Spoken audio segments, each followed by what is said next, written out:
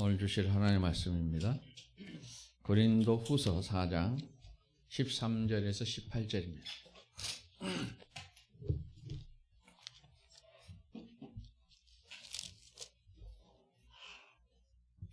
한 절씩 교독하여 읽겠습니다. 기록된 바 내가 믿었으므로 말하였다 한 것 같이 우리가 같은 믿음의 마음을 가졌으니 우리도 믿었으므로 또한 말하노라.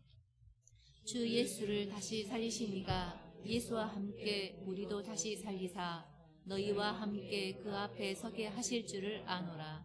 이는 모든 것이 너희를 위함이니 많은 사람의 감사로 말미암아 은혜가 더하여 넘쳐서 하나님께 영광을 돌리게 하려 함이라. 그러므로 우리가 낙심하지 아니하노니 우리의 겉사람은 낡아지나 우리의 속사람은 날로 새로워지도다. 우리가 잠시 받는 환난에 경한 것이 지극히 크고 영원한 영광에 중한 것을 우리에게 이루게 함이니 우리가 주목하는 것은 보이는 것이 아니요 보이지 않는 것이니 보이는 것은 잠깐이요 보이지 않는 것은 영원함이니라. 아멘.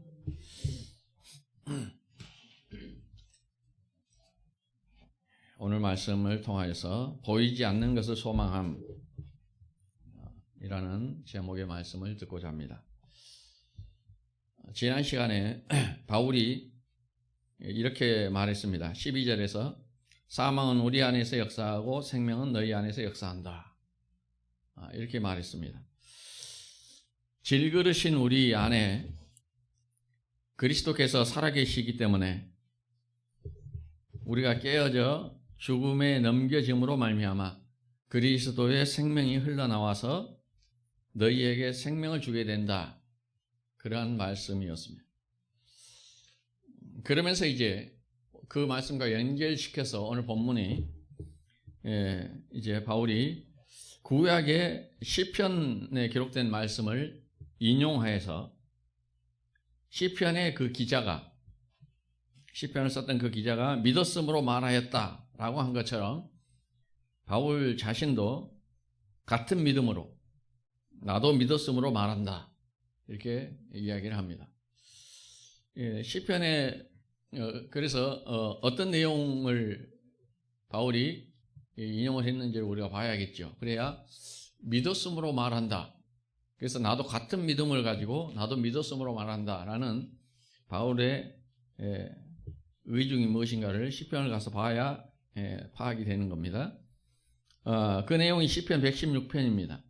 10절을 먼저 볼까요? 거기 보면 내가 크게 고통을 당하였다고 말할 때에도 나는 믿었도다. 이 말씀이에요. 바울이 인용해요. 거기 보니까 내가 크게 고통을 당하였다고 말할 때에도 나는 믿었다라는 시편 기자의 그 믿음을 바울이 그대로 나도 그대로 그 믿음을 받아서 나도 그 믿음으로 믿었으므로 나도 말하겠다라고 선언을 하는 겁니다. 거기 10절에 있는 내가 크게 고통을 당하였다라고 말할 때에 나는 믿었다. 시편 기자의 그 하나님을 향한 확고한 믿음 그것을 바울이 가져다가 쓰면서 우리도 같은 믿음을 가졌다. 그렇게 이야기를 합니다.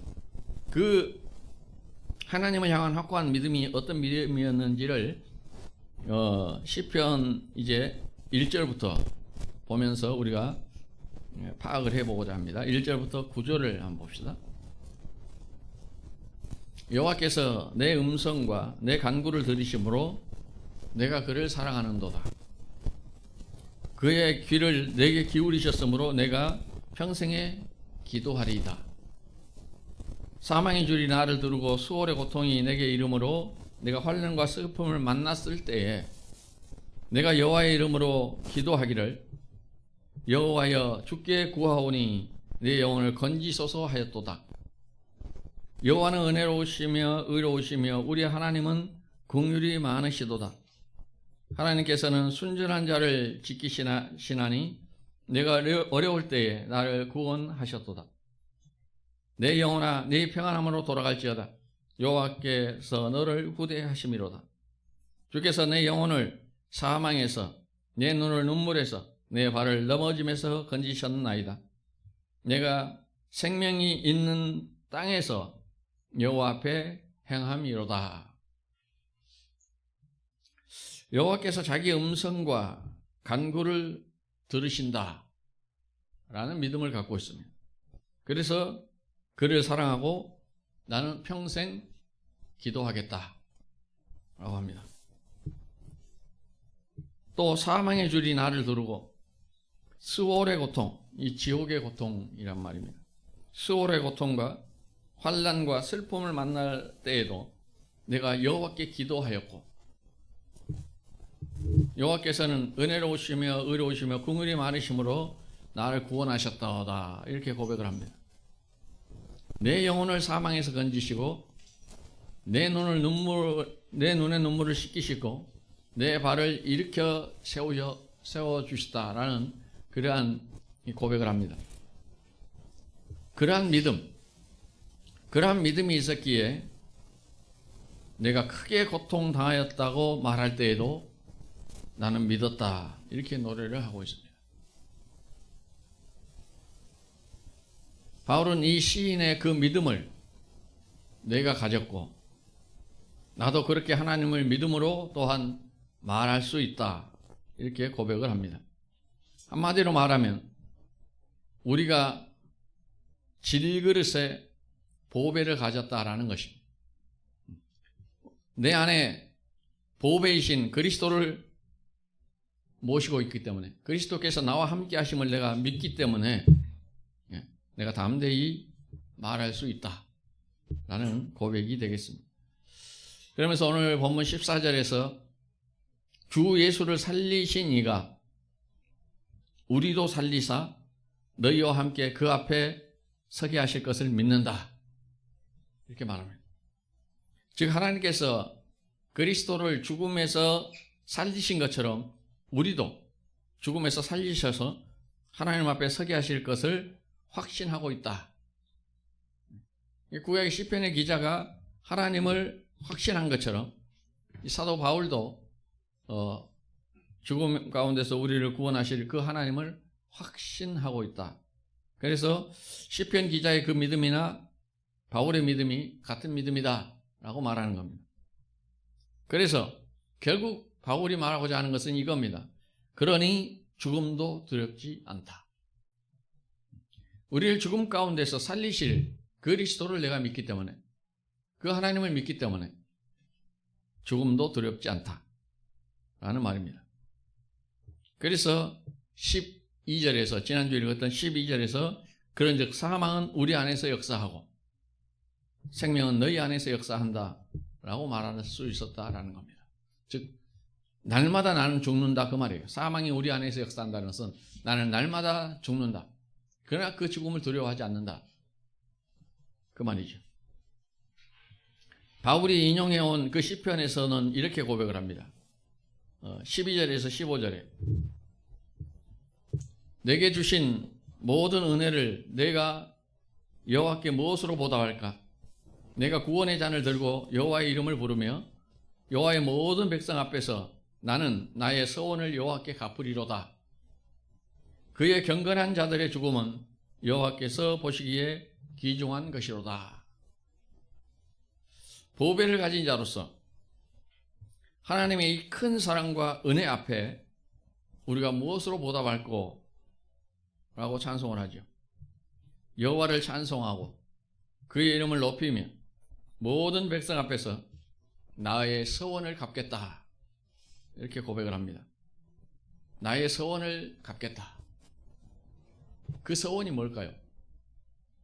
여호와 앞에서 내가 서원을 갚겠다 하는데 그 서원이 15절에 있는 그 말입니다.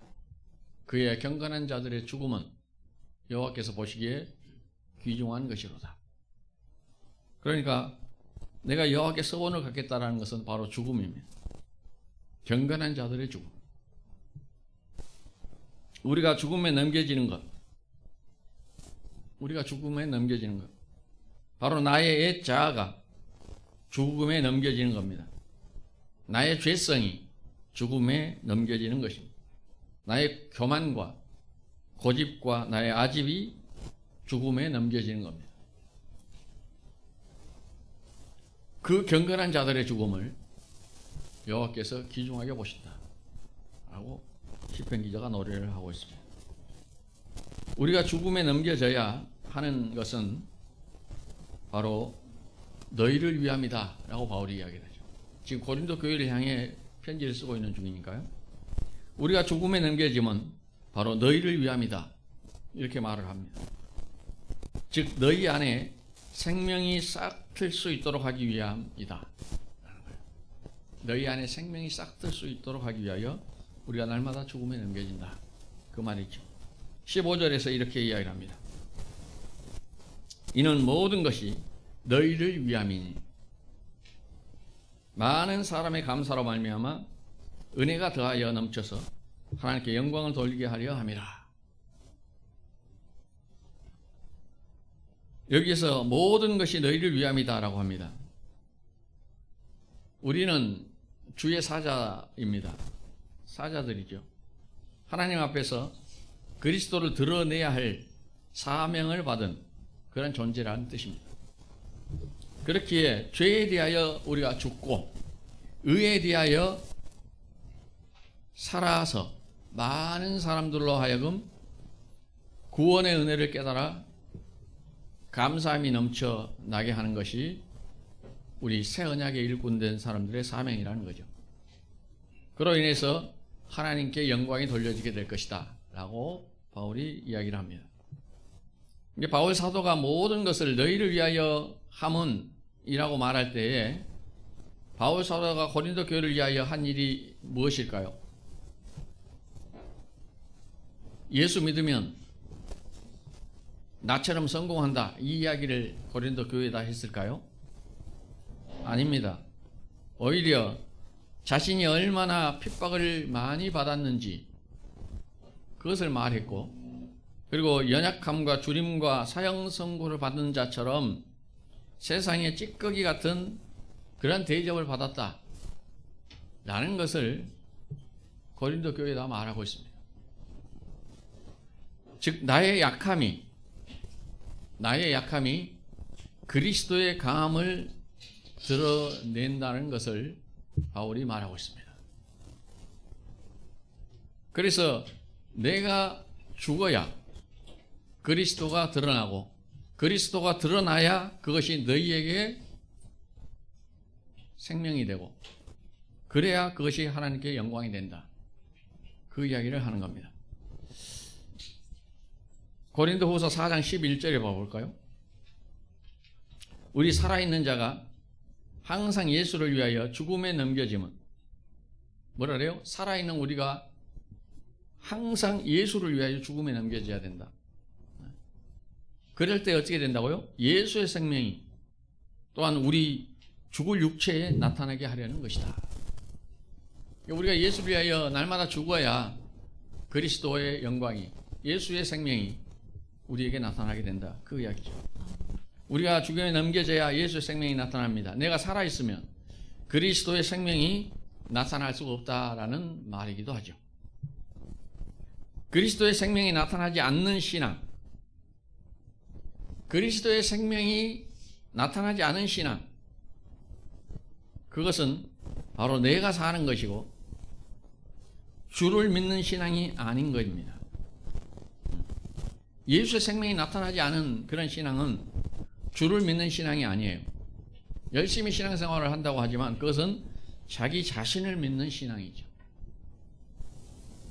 왜냐하면 예수의 생명이 나타나지 않기 때문에. 그래서 열심히 신앙인이라고 열심히 교회 다니고 열심히 신앙생활을 하는데 예수의 생명이 나타나지 않으면 그것은 예수 믿음이라고 말할 수가 없다는 거죠. 그건 누구를 믿음이요? 자기 자신을 믿음이에요. 이게 자기 신앙이에요. 자기 신앙. 그러니까 우리가 열심히 철석같이 자기 신앙을 믿고 나는 천국 가리라고 열심히 신앙생활하는데 끝에 가보더니 주님이 뭐라 하냐면 그것은 네 신앙이지 내가 준 신앙이 아니다 라고 할 때가 있을 거란 말입니다. 그래서 맨날 신앙생활을 한다고 그래도 여전히 나를 세우는 그런 인본주의 신앙에서 벗어나지를 못하고 믿음이 자라지를 못하는 겁니다. 믿음이 자라지를 못해요. 왜냐하면 맨날 내가 나오니까요. 내가 어때서, 내가 어떻게, 내가 했고, 왜 내가? 또 이러죠. 주님이 말씀하시는데 왜 내가? 전부 내가요. 내 죽을 육체에 예수의 생명이 나타나지를 못하기 때문에 그래요. 왜 그랬다고요? 내가 뻘뻘 살아있기 때문에. 그래서 죽음에 넘겨지지 않기 때문에 예수의 생명이 나타나지 않았습니다. 바로 내 신앙, 내 자존심, 내 생각, 내 판단이 주가 되기 때문에 그래요. 거의 주가 되어 있어요.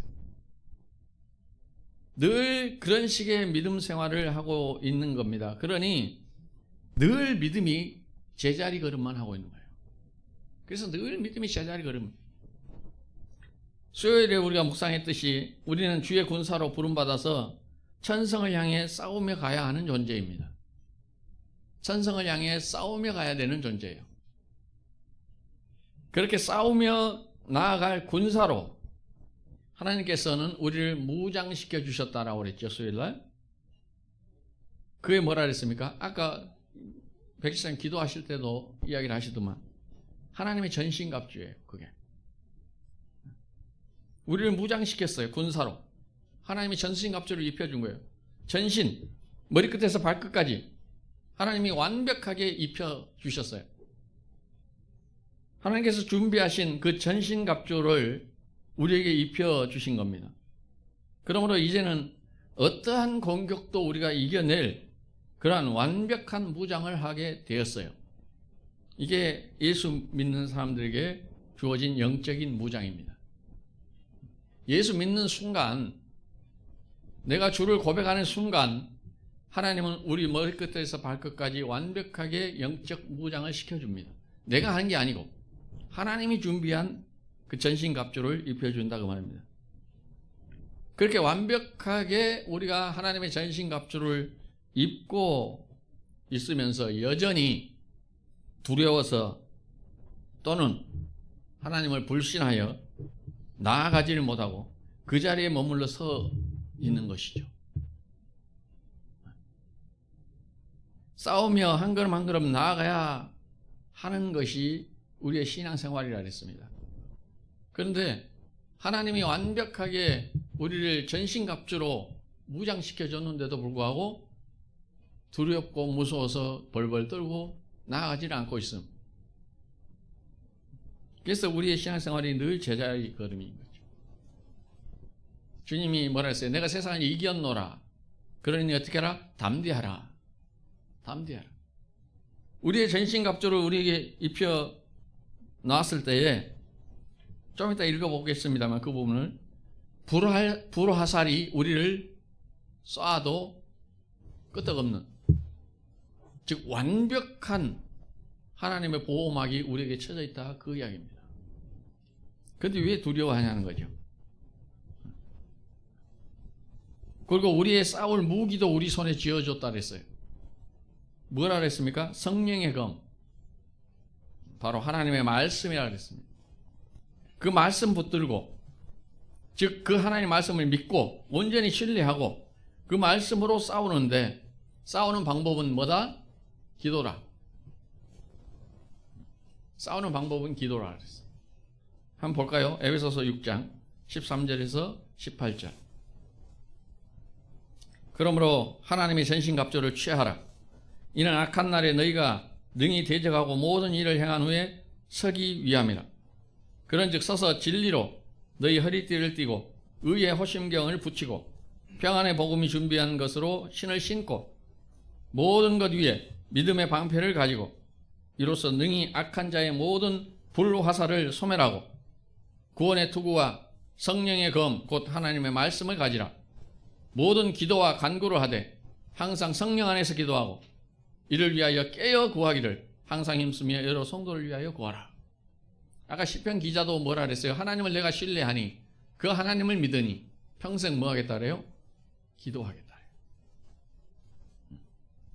기도가 성도들이 싸우는 방법이기 때문에 그래요. 여러분이 영적 싸움을 싸우며 저천성을 향해 가는데 어떻게 싸우냐고요. 어떻게 싸워? 그냥 마을로 가서 싸울까요? 머리 쥐뜯고 싸워야 됩니까? 그게 아니란 말이에요. 그리스도인들의 싸움은 기도예요. 기도로 싸워야 돼요. 기도로 싸워야 돼요. 그런데 왜 우리가 기도로 싸우질 않느냐? 효과가 없다고 생각하니까.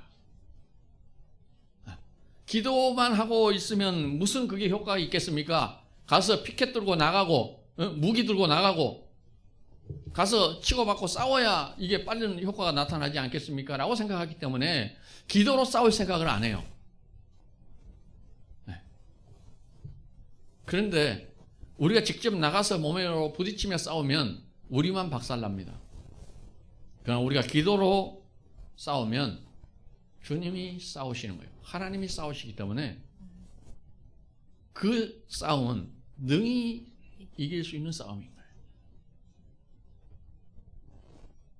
그런데 우리가 하나님의 말씀을 신뢰하지는 못하는 거예요. 기도가 무슨 힘이 있어? 기도를 어떻게 싸워? 이렇게 생각하는 거죠. 그래서 우리는 기도하지 않습니다. 그냥 직접 부딪히는 거죠.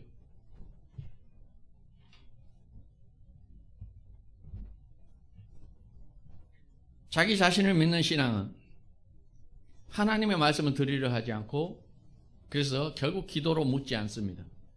하나님의 말씀을 듣기 위해서는 하나님의 말씀이 무기이기 때문에 하나님의 말씀이 있어야 그것도 기도로 싸우죠. 무기도 없는데 기도로 싸워봤자 백전백패죠. 이제 무기가 있어야 싸우면 백전백승 아닙니까? 그 무기가 뭐라래요? 하나님의 말씀. 그러면 하나님의 말씀을 듣기 위해 우리가 해야 될 일이 첫 번째가 뭘까요? 신앙생활에서 예배예요. 여러분 하나님의 말씀 듣기 위하여 나오시는 거 아니에요? 예배를. 그래서 예배를 우리가 사수해야 됩니다. 삶의 우선순위를 그래서 예배에다 두라라고 하는 거예요. 예배를 놓쳐서는 안 돼요. 말씀이 주어진 다음에 그 다음에 싸움을 싸우는 거예요. 말씀이 우선순위가 되지 않으면 그것은 신앙이라고 말할 수가 없는 겁니다. 그냥 말씀이 우선순위가 아닌 신앙생활은 그냥 자기 신념으로 사는 거죠. 자기 신념으로. 어떻게 보면 자기 자신을 믿고 신앙생활을 한다고 생각하는 거죠. 거기에는 기독교는 한낱 그냥 액세서리에 불과한 거죠. 그런 사람은. 그냥 하나의 취미생활 하는 것과 같은 것이죠. 믿음으로 산다는 것은 믿음으로 우리가 산다는 것은 하나님의 말씀이 삶의 중심이고 지표가 되는 거예요. 하나님의 말씀이에요. 하나님의 말씀 없는 기독교는 상상할 수 없는 거죠. 생각할 수 없는 거예요. 하나님 말씀 없는 신앙인, 그건 신앙인이 아닌 거예요. 자신을 믿는 신앙인이죠. 기독교인이 아닌 거죠. 기독교 하면 하나님의 말씀이 핵심입니다. 하나님의 말씀이 기독교예요. 하나님의 말씀이 없는 것은 기독교가 아니란 말이에요.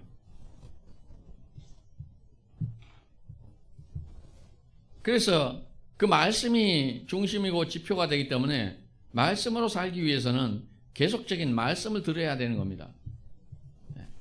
말씀을 듣기 위하여 여러분이 매일 성경을 묵상하는 것도 중요합니다. 하고 계시죠? 말씀 묵상하고 계신가요? 그러나 더 중요한 것은 그 말씀을 어떻게 해석하느냐가 중요합니다. 여러분 매일 성경을 읽는다 할지라도 그 말씀을 어떻게 해석하느냐가 중요합니다. 때문에 우리가 교회를 찾고 말씀을 해석해주는 목사를 찾는 거예요. 왜냐하면 잘못된 해석은 오히려 우리의 믿음의 방향을 인본주의로 바꾸어 버립니다. 방향을 잘못 가게 만들어요. 그래서 열심히 성경 많이 읽는다는 사람, 뭐 100독 했다, 50독 했다, 막 그런 사람들 많거든요. 100독을 하면 뭐 할 거예요? 50독을 하면 뭐 할 거예요? 복음이 깨달아지지가 않는데. 그러니 성경을 문자대로 읽고 문자대로 해석하며 살아버리는 거예요. 성경은 그냥 한마디로 말해서 자기 신앙을 위한 무기일 뿐인 거죠. 소스예요. 그냥 자기 신앙을 위한 소스일 뿐이에요. 그리고 모든 것은 자기 생각대로 해석하고 자기 생각대로 가는 거죠. 그러면서 나는 성경을 백독한 사람이 성경을 달달 외워. 우리 목사님도 성경 어딘지 몰라. 나한테 물어봐. 그래서 권사님 이 말씀이 어디에 있어요? 라고 물어본대. 그러면 자기는 딱 안 돼. 고린도전서 6장입니다. 그 자랑으로 스럽게 이야기를 해. 그렇게 많이 알면 뭐 할 거냐고. 성경이 무슨 말을 하고 있는지를 모르는데 그냥 문자적으로만 이해하는 거예요. 그래서 해석이 중요한 겁니다. 그래서 교회를 찾고, 그래서 여러분이 예배 시간을 나오는 거예요. 목사야 제발 좀 복음으로 해석 좀 잘해주라 하고 들으러 나온 거예요.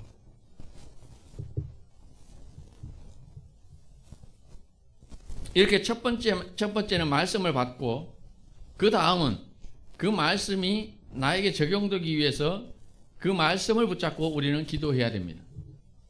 내 삶의 모든 문제와 모든 순간을 주님의 말씀에 의지하여 어떻게 살아가야 할 것인지를 우리가 주님께 물어야 되는 거예요.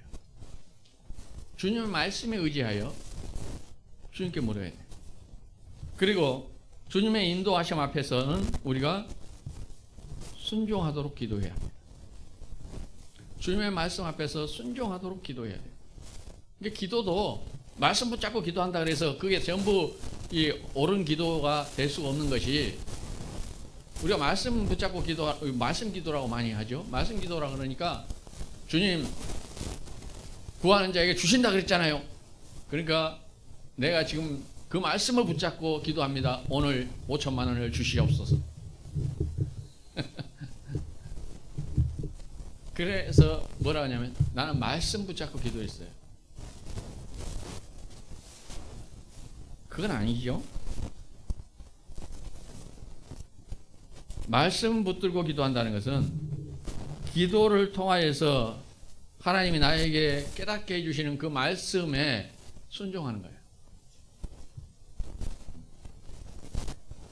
내 생각에 이것이 옳아가 아니라 주님이시라면 이 경우에 어떤 결정을 하실까를 생각하는 거예요. 나에게 주어진 이 상황, 무슨 사건과 우리가 문제를 만날 수 있잖아요.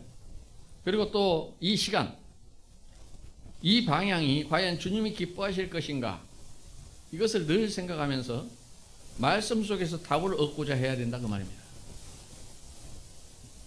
기도하면서 답을 얻고자 해야 된다는 말이에요. 내 생각이 아닌 주님의 뜻대로 결정하기 위해서, 그래서 우리는 말씀을 들어야 하는 겁니다. 말씀 없는 기도는 주님의 뜻대로 결정하기보다는 내 생각대로 결정을 합니다.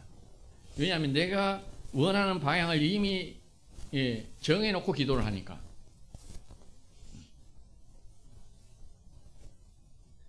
왜냐하면 사람의 생각은 언제나 나에게 이로운 쪽으로만 생각을 하고 결정하기 때문에 더욱 그렇습니다. 오늘 말씀도 바울이 어떻게 하라고 하냐 하면, 새 언약의 일꾼이라면, 지난주에 연결시킵니다. 새 언약의 일꾼이라면 늘 뭐 해야 되냐면 죽음에 넘겨져야 된다, 이렇게 말을 해요. 우리의 생각하는 것과 어떻게 보면 정반대의 말씀을 하고 있는 거죠. 새 언약의 일꾼이라면 뭐 하라고 그래요? 늘 죽음에 넘겨져야 한다. 늘 죽음에 넘겨져야 한다. 복음 안에서 나의 희생은 너희의 생명으로 이어진다 라는 것이 바울이 전하고 싶은 복음의 내용이에요. 나의 희생이 너희의 생명으로 이어진다.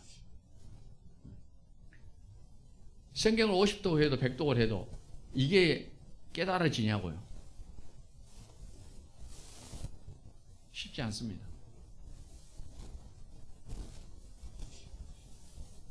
사람은 자기 사고방식, 자기 철학, 자기 의지가 있기 때문에 성경을 읽어도 자기 유리한 쪽으로 성경을 읽어나가요.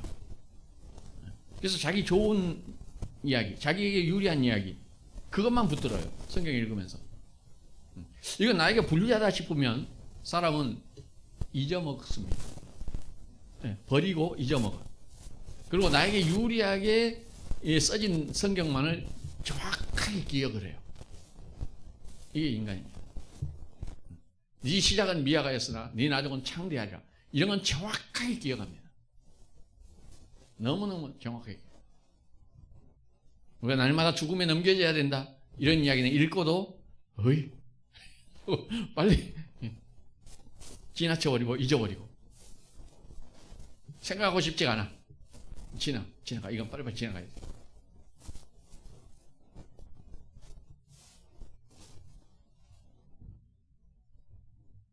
나의 희생이 너희의 생명으로 이어진다는 것이 바울이 전하는 복음이고 또 주님이 그렇게 하셨습니다. 주님의 희생으로 그 생명이 우리 안에 역사하고 있는 거죠.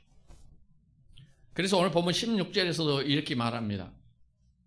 우리는 낙심하지 않는다. 우리는 낙심하지 않는다. 우리의 겉사람이 낡아지는 것에 대해서 우리는 낙심하지 않는다.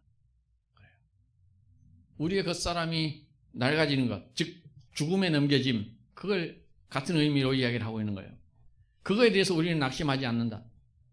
여기서 낡아짐, 우리의 겉사람이 낡아짐이라는 원어를 보면 철저하게 무너져 내림, 이것을 의미합니다. 나의 자아가 철저하게 무너져 내리고 성령에 의해서 새롭게 세워져 가는 것을 말하는 거죠.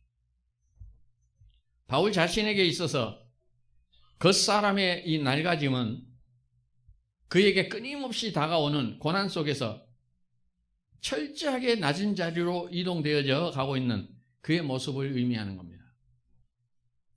육신적으로나 또 세상적으로나 철저하게 실패한 인생 같은 자리, 그 자리로 이끌려가는 그 바울 자신의 모습에서 그는 나의 겉사람은 후피하나, 옛날 성경 후피한다, 이제 낡아져 간다. 즉 죽음에 넘겨져 간다. 그러나 나의 속 사람은 날로 새로워진다라고 고백하는 거예요.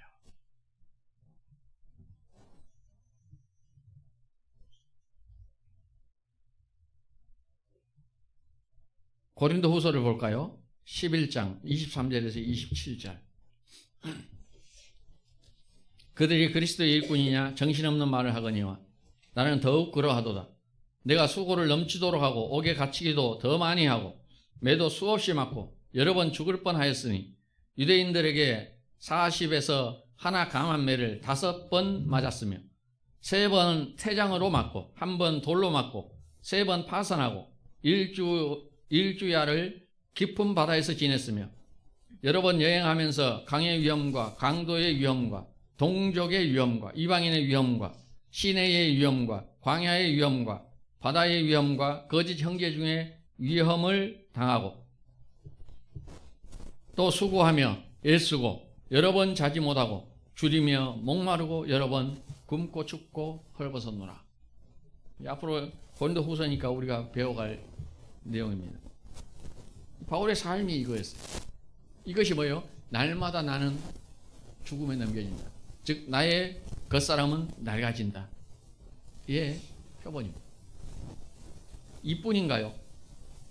바울의 그 사역의 인생에 보면 그의 사역의 마지막 때에는 거의 모든 사람들이 바울을 떠나버립니다.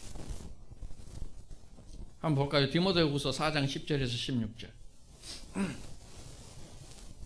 보세요. 대만은 이 세상을 사랑하여 나를 버리고 데살로니가로 갔고 그레스게는 갈라디아로 디도는 달마디아로 갔고 누가만 나와 함께 있느니라.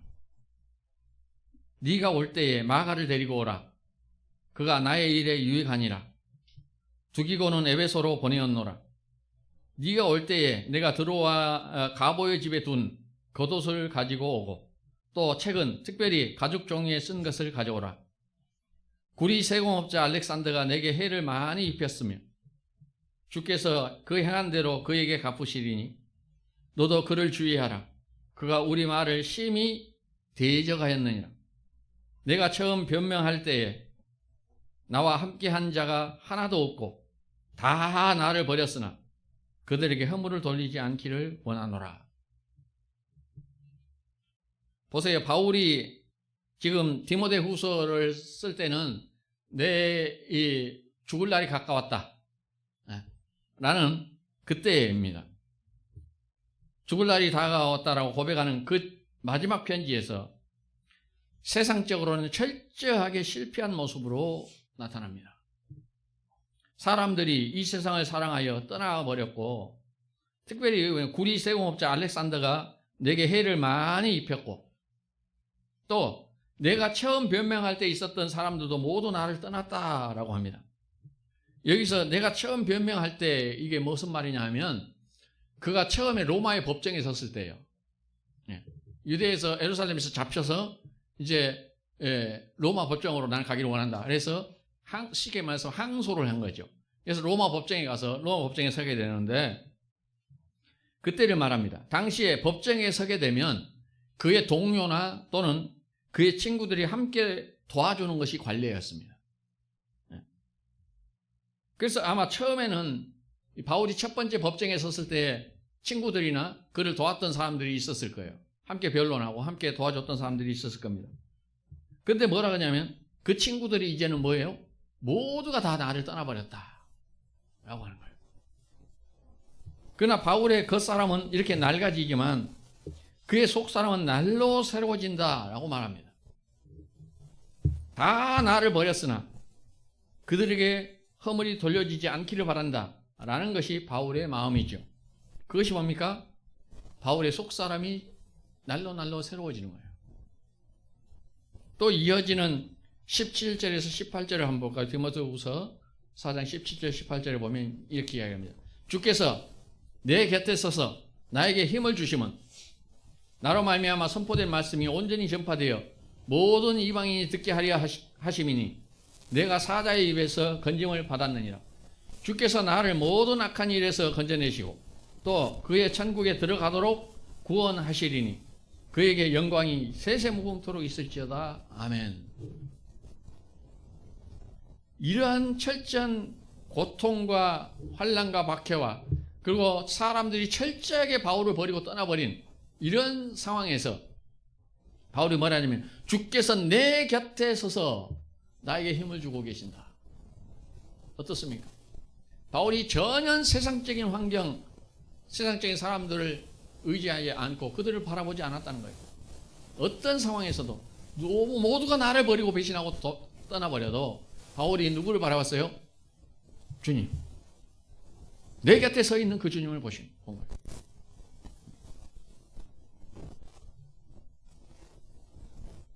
이런 상황에서 주께서 나에게 힘을 주심을 알고 있었던 겁니다. 그래서 오직 자기의 사명, 곧 복음 선포하는 일에 쓰임받기 위해서 그런 모든 고난과 환난 중에서도 나를 건지셨고 또 주님의 나라인 천국에 들어가시게 하실 것을 그는 확실히 믿는다고 고백하면서 그 하나님께 영광이 세세무궁할 것이다 하고 그 하나님을 찬송하고 있어요.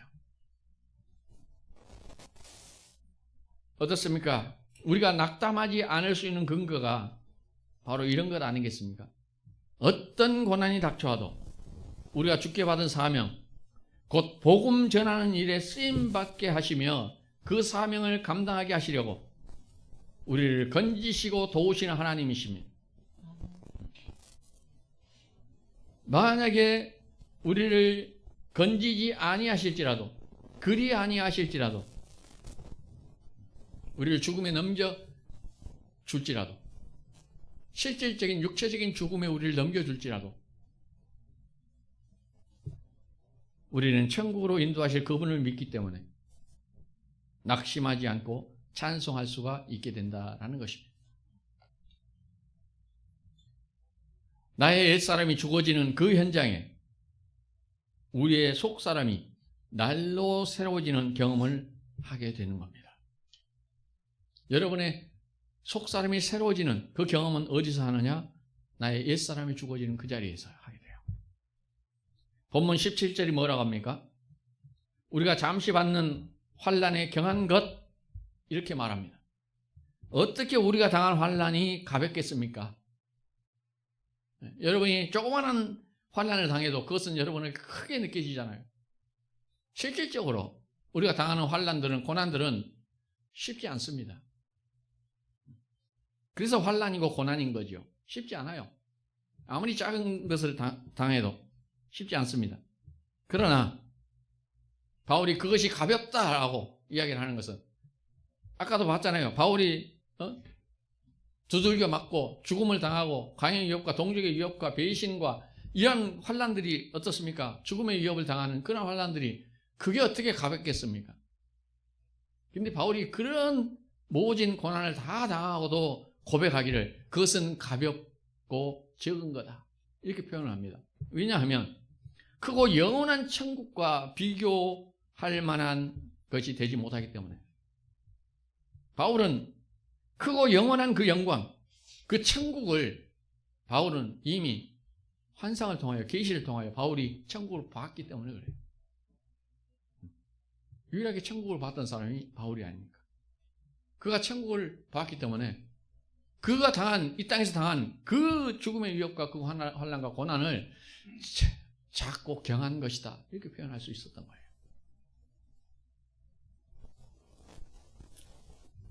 그러므로 18절, 우리가 주목하는 것은 보이는 이 세상이 아니라 보이지 않는 영원한 세계다라고 바울이 고백합니다.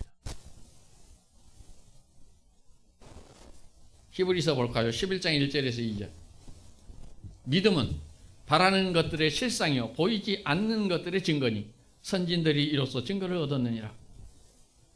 이 믿음이라는 것은 지금 눈에 보이는 것들이 아니라 보이지 않지만 우리가 바라는 것, 보이지 않는 것들에 대한 실상이요 증거라고 말하는 겁니다.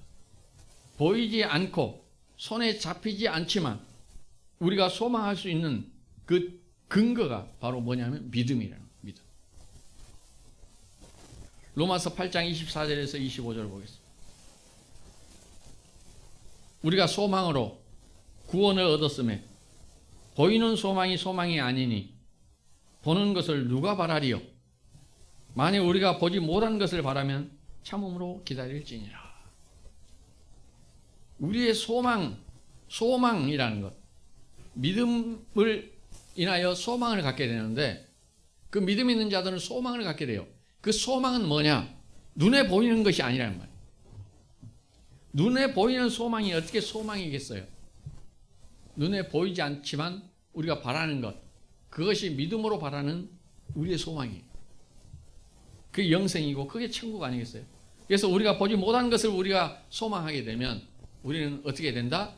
참음으로 견딜 수 있다, 이 땅에서. 그래서 참으로 믿음을 가지고 진짜 천국을 소망하는 사람은 이 땅에서 참음으로 기다리게 되는 사람이다, 그 말입니다. 요한 1절을 가볼까요? 2장 25절. 그가 우리에게 약속하신 것은 이것이니 곧 영원한 생명이니라. 이걸 우리가 소망하는 거예요. 영원한 생명. 그 보지 못하지만 우리가 소망하는 것이 바로 영원한 생명입니다. 영생을 소망하는 거예요. 우리가 영생을 소망할 수 있는 증거가 바로 주님이 우리에게 보여주셨기 때문에 그렇습니다. 어떻게 해요? 히브리서 가봅시다. 12장 2절에서 3절. 믿음의 주요 또 온전하게 하신 이인 예수를 바라보자. 그는 그 앞에 있는 기쁨을 위하여 십자가를 참으사 부끄러움을 개치 아니하시더니 하나님 보좌 우편에 앉으셨느니라. 너희가 피곤하여 낙심하지 않기 위하여 죄인들이 이같이 자기에게 거역한 일을 참으신 일을 생각하라. 예수를 생각하라는 거예요. 그 예수 그리스도, 그는 그 앞에 있는 기쁨을 위하여 십자가를 참으셨어요. 부끄러움을 개의치 않고 참으셨어요. 그리고 그리스도께서 십자가에서 죽음에 넘겨짐으로 말미암아 그 앞에 있는 그 기쁨, 수많은 당신의 백성들이 살아날 그 기쁨을 그리스도께서 보시고 십자가를 참으신 거죠. 그리고 죽음에 넘겨짐으로 말미암아 예수의 생명이 우리에게 넘겨진 겁니다. 전달된 거예요.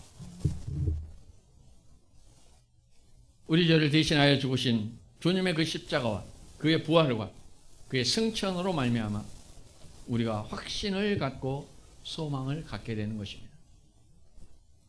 지금 하나님 우편에 앉으신 그 주님이 우리의 소망에 그래서 근거가 됩니다. 그러므로 날마다 우리가 죽음에 넘겨지는 일로 낙담하지 말고 두려워하지도 말고 더욱 믿음에 우리가 굳게 서서 참고 견디어 나아가야 한다라는 것입니다. 우리에게는 뭐가 있기 때문에요? 소망이 있기 때문에. 영생의 소망, 천국의 소망이 우리에게 있기 때문에. 바울만이 우리에게 천국을 이야기하는 것이 아닙니다. 사도 요한도 요한계시록을 통하여 우리에게 확실한 천국을 열어 보여주고 있습니다. 우리는 그 하나님의 말씀을 통하여서 천국을 기대하고 소망하고 바라는 거예요. 그것이 바로 믿음입니다. 그러므로 우리는 보이지 않는 것을 소망하는 사람들입니다. 기도하겠습니다.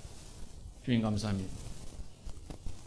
이 땅의 것, 눈에 보이는 것을 우리가 바라고 소망하는 것이 아닙니다. 우리에게 주신 이 믿음이라는 것을 가지고 우리는 보이지 않는 영생을 소망하고 보이지 않는 저 천국을 소망합니다. 참으로 소망은 이렇게 보이지 않는 것을 바람입니다. 우리가 이 보이지 않는 것을 바라는 소망의 근거가 바로 주님이 이루신 것이고 또한 사도들이 증거한 내용을 통하여서입니다.